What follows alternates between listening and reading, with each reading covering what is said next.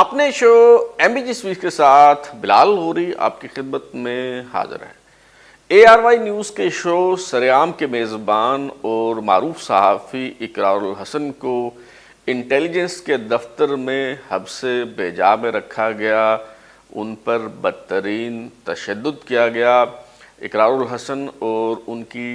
Team کے دیگر ارکان کے کپڑے اتروا لیے گئے، ان کی ویڈیوز بنائی گئیں، ان کے جسم کے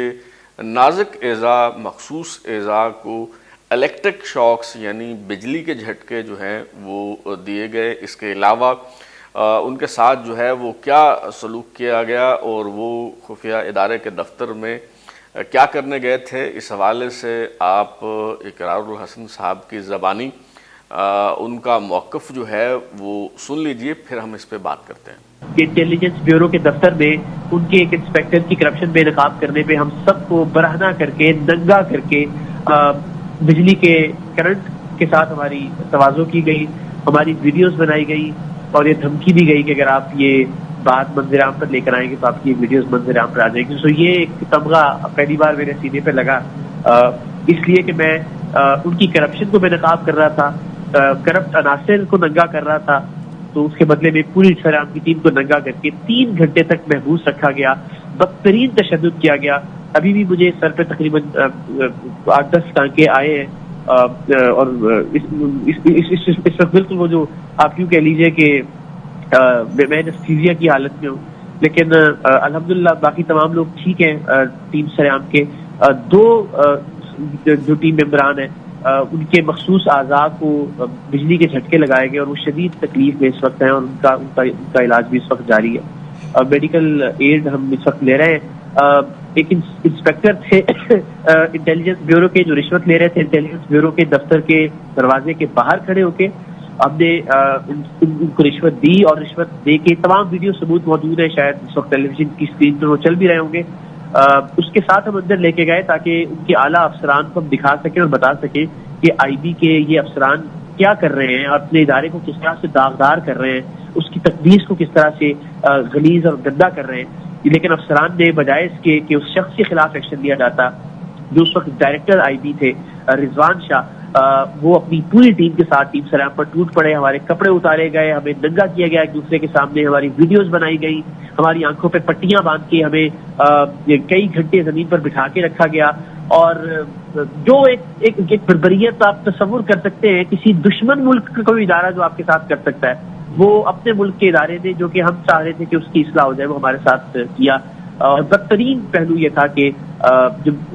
جو حساس اعضاء ہیں جسم کے سب 3 ممبران کے، ان اعضاء کو بجلی کے جھٹکے تک دیے گئے۔ جیسا کہ اقرار الحسن صاحب نے بتایا کہ وہ ایک سٹنگ آپریشن کے سلسلے میں انٹیلیجنس بیورو کے دفتر میں گئے تھے، ان کے پاس کچھ ثبوت تھے، کچھ ویڈیوز تھیں انٹیلیجنس آئی بی کے ایک انسپیکٹر کے رشوت لینے کے حوالے سے، اور وہ یہ ثبوت اپنے ساتھ لے کے اپنا شو ریکارڈ کرنے کے لیے آئی بی کے دفتر میں جو ہے وہ گئے تھے۔ وہاں انہیں حبس بیجا میں رکھا گیا اور ان کے ساتھ یہ سارا سلوک جو ہے وہ روا رکھا گیا جو انہوں نے خود ہی جس کی تفصیل جو ہے وہ آپ کو بتا دی ہے۔ اگر ایک معروف صحافی اور اینکر پر اس طرح کا بہیمانہ تشدد جو ہے وہ کیا جا سکتا ہے، ان کے ساتھ یہ سلوک جو ہے وہ روا رکھا جا سکتا ہے، تو پھر آپ خود ہی اندازہ لگا لیں کہ عام افراد کے ساتھ یہ جو خفیہ ادارے ہیں اس کے اہلکار کس طرح کا سلوک جو ہے وہ کرتے ہوں گے، اور ان کے اندر یہ جو درندگی ہے یہ جانے کہاں سے ان کے اندر جو ہے وہ سما گئی ہے۔ یہ جو سلوک ہوا ہے اقرار الحسن کے ساتھ، اس کی مذمت کی جانی چاہیے، کسی اگرچہ مگرچہ چونکہ چنانچہ لیکن کے بغیر جو ہے وہ اس کی مذمت کی جانی چاہیے۔ اور بتایا گیا ہے کہ انٹیلیجنس بیورو کے جو 5 اہلکار اور افسران ہیں انہیں جو ہے وہ اس واقعہ کا ذمہ دار قرار دیتے ہوئے انہیں معطل کر دیا گیا ہے، لیکن میرا خیال ہے کہ یہ جو معطل کیے جانے کی کارروائی ہے یہ محض رسمی کارروائی ہے، جو لوگ بھی اس واقعے میں ملوث ہیں اور جنہوں نے اس طرح کا بہیمانہ تشدد اقرار الحسن اور ان کی ٹیم پہ کیا ہے، میرا مطالبہ ہے کہ ان کے خلاف مجرمانہ جو ہے وہ کارروائی کی جائے، ان کے خلاف جو ہے وہ فوجداری مقدمہ جو ہے وہ درج کر کے اور کارروائی جو ہے وہ کی جانی چاہیے، اور اس واقعہ کو جو ہے وہ ایک مثال بنانا چاہیے تاکہ دوبارہ سے اس طرح کا کوئی واقعہ جو ہے وہ رونما نہ ہو۔ لیکن کچھ سوالات ہیں اس واقعے کے بعد، اس سے پہلے بھی اس طرح کے جب واقعات پیش آتے ہیں تو اس کے نتیجے میں کچھ سوالات جنم لیتے ہیں، کچھ بحث و تمہیز جو ہے کا سلسلہ شروع ہوتا ہے۔ تو آج کے واقعے کے حوالے سے بھی کچھ سوالات ہیں میرے ذہن میں جو میں اپنے دیکھنے والوں اور صحافت کی جو معتبر ترین شخصیات ہیں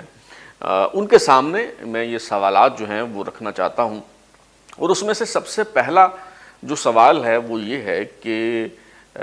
کیا ایم آئی یعنی ملٹری انٹیلیجنس اور I S I inter services intelligence کے حوالے سے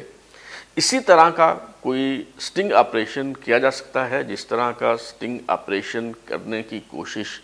جناب اقرار الحسن صاحب نے کی؟ کیمرے کے ساتھ کسی خفیہ ادارے کے دفتر میں جا کے شو ریکارڈ کرنا جو ہے وہ تو اس کا تو سوال ہی نہیں پیدا ہوتا، لیکن کیا بغیر کیمرے کے اگر آپ کوئی سٹوری کر رہے ہوں اور اس پہ کسی کا موقف لینے کے لیے، کوئی بات پوچھنے کے لیے، کوئی سوال کرنے کے لیے، کیا آپ کسی خفیہ ادارے کے دفتر میں، ایم آئی کے دفتر میں، آئی ایس آئی کے دفتر میں اس طرح سے منہ اٹھا کے داخل ہو سکتے ہیں؟ از خود یوں کسی آئی ایس آئی کے یا ایم آئی کے دفتر میں گھس جانا تو بہت دور کی بات ہے۔ جب آپ نے کسی سے ملنا ہو، کوئی آپ کی بات ہوئی ہو، تو تب بھی آپ سہمے ہوئے، ڈرے ہوئے انداز میں جو ہے وہ دفتر میں داخل ہوتے ہیں اور دو چار لوگوں کو آپ بتا کے جاتے ہیں کہ میں فلاں جگہ پہ جا رہا ہوں،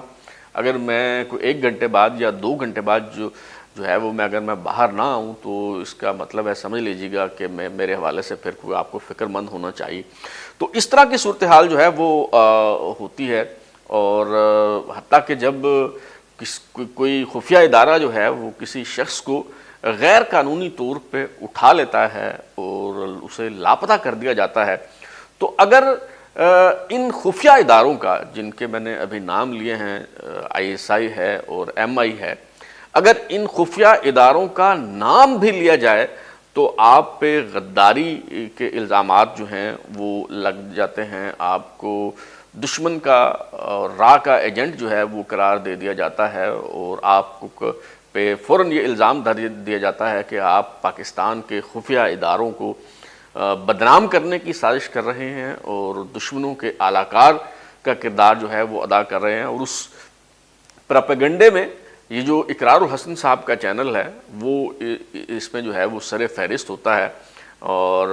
ان اداروں کے حوالے سے آواز اٹھانے میں، اور کوئی بھی اگر سوال اٹھاتا ہے، انگلی اٹھاتا ہے، کوئی بات کرتا ہے تو فوراً سے پہلے جو ہے وہ اسے غدار قرار دے دیا جاتا ہے۔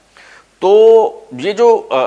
آئی بی کے لوگوں نے کیا اس کی کوئی جسٹیفیکیشن نہیں ہے، اور نہ ہی اس کو میں جسٹیفائی کرنے کی کوشش کر رہا ہوں، بلکہ میں نے تو یہ مطالبہ کیا ہے کہ ان کے خلاف فوجداری مقدمہ درج ہونا چاہیے، انہیں گرفتار کیا جانا چاہیے اور ان کا ٹرائل کیا جانا چاہیے، انہیں سزا دی جانی چاہیے اور انہیں نشان عبرت جو ہے وہ بنا دیا جانا چاہیے۔ لیکن سوال یہ ہے کہ اگر یہ کام آئی ایس آئی اور ایم آئی کے دفتر میں نہیں ہو سکتا تو پھر انٹیلیجنس بیورو کے دفتر میں گھس کے کیمروں کے ساتھ سٹنگ آپریشن جو ہے وہ کیسے کیا جا سکتا ہے؟ کیا اس لیے کہ وہ ایک بلڈی سویلین ادارہ ہے تو اس لیے اس کا کوئی وقار نہیں ہے؟ کیا اس کی کوئی عزت نہیں ہے؟ کیا اس کی کوئی سینٹٹی نہیں ہے؟ کیا اس لیے کہ وہ ایک سویلین ادارہ ہے تو اس میں کوئی بھی جو ہے وہ کسی بھی وقت منہ اٹھا کے جو ہے وہ جا سکتا ہے، کیمرہ لے کے آپ جا سکتے ہیں اور آپ وہاں پہ ریکارڈنگ جو ہے وہ شروع کر دیں گے اور اپنا شو آپ ریکارڈ کرنا شروع کر دیں گے؟ تو یہ وہ سوالات ہیں جن کے حوالے سے جو استادان صحافت ہیں انہیں اس پہ غور کرنا ہوگا، اور کوئی لاہ عمل مرتب کرنا ہوگا، صحافت کی حدود و قیود کا تعین کرنا ہوگا، ورنہ میڈیا جو ہے وہ محض تماشا بن کے رہ جائے گا۔ آپ نے چند روز پہلے وہ ویڈیو جو ہے وہ یقیناً ملاحظہ کی ہوگی جو سوشل میڈیا پہ بہت وائرل ہوئی تھی، جس میں ایک اور جو ٹی وی چینل ہیں اس کے اینکر جو ہیں وہ ایک گاڑی کو روکتے ہیں اور اس گاڑی کے ڈرائیور سے وہ ڈرائیونگ لائسنس طلب کرتے ہیں۔ وہ گاڑی سرکاری گاڑی ہے اور صوبائی سیکٹری ہیں جو اس گاڑی کی اگلی نشست پر براجمان ہیں، وہ اس شخص سے، اس رپورٹر سے جو ہے وہ سوال کرتے ہیں کہ جی ہاں لائسنس ہے، لیکن آپ کو لائسنس کیوں دکھایا جائے؟ کیا آپ پولیس ہیں؟ آپ کے پاس کیا اختیار ہے؟ تو اس طرح سے جو ہے وہ گاڑیوں کو روکنا، ان سے لائسنس جو ہے وہ طلب کرنا، کیمرہ لے کر کہیں بھی گھس جانا اور مائک لے کر خدائی فوجدار بن جانا، پارکوں میں چلے جانا اور وہاں پہ لوگوں سے نکاح نامے طلب کرنا، گاڑیوں کو روک کے ان سے جو ہے وہ ڈرائیونگ لائسنس کا پوچھنا، اور مختلف جگہوں پہ، ایسی جگہوں پہ جہاں پہ جانا اور چیکنگ کرنے کا آپ کو کوئی اختیار نہیں ہے، وہاں جا کے چھاپے مارنا اور فرعون کے لہجے میں جو ہے وہ بات کرنا، لوگوں سے جو ہے وہ بدتمیزی کرنا، اس کا حق جو ہے وہ آپ کو کس نے دیا ہے؟ میرا خیال ہے کہ اس حوالے سے جو ہے وہ بات چیت جو ہے وہ ہونی چاہیے، کیونکہ سٹنگ آپریشن جو ہے وہ دنیا بھر میں سٹنگ آپریشن ہوتے ہیں، انویسٹیگیٹو جرنلزم بھی پوری دنیا میں جو ہے وہ ہوتی ہے، اور صحافیوں کا کام جو ہے واچ ڈاگ کا ہوتا ہے، اور صحافیوں کا کام معاشرے میں پنپتی ہوئی جو برائیاں ہیں ان کو بے نقاب کرنا ہی صحافیوں کا کام ہے، تنقید کرنا ہی صحافیوں کو کام ہے۔ اظہار رائے کی آزادی کی بات جو ہے وہ میں ہمیشہ کرتا رہا ہوں، اور اگر کسی معاشرے میں اظہار رائے کی آزادی نہ ہو تو وہ معاشرہ جو ہے وہ قبرستان میں تبدیل ہو جاتا ہے۔ تو لیکن ہر چیز کی کوئی لمٹ ہوتی ہے، اس کی کچھ حدود و قیود ہوتے ہیں، کچھ اس کے آداب ہوتے ہیں، تو ان کو اگر ملحوظ خاطر نہ رکھا جائے تو پھر شتر بے مہار جو آزادی ہے وہ تو پھر جنگل میں ہوتی ہے، جیسے ہمارے معاشرے میں ہے کہ اگر تو آپ چند جو محکمے ہیں، اگر چند جو شخصیات ہیں، اگر آپ ان کی گڈ بکس میں ہیں،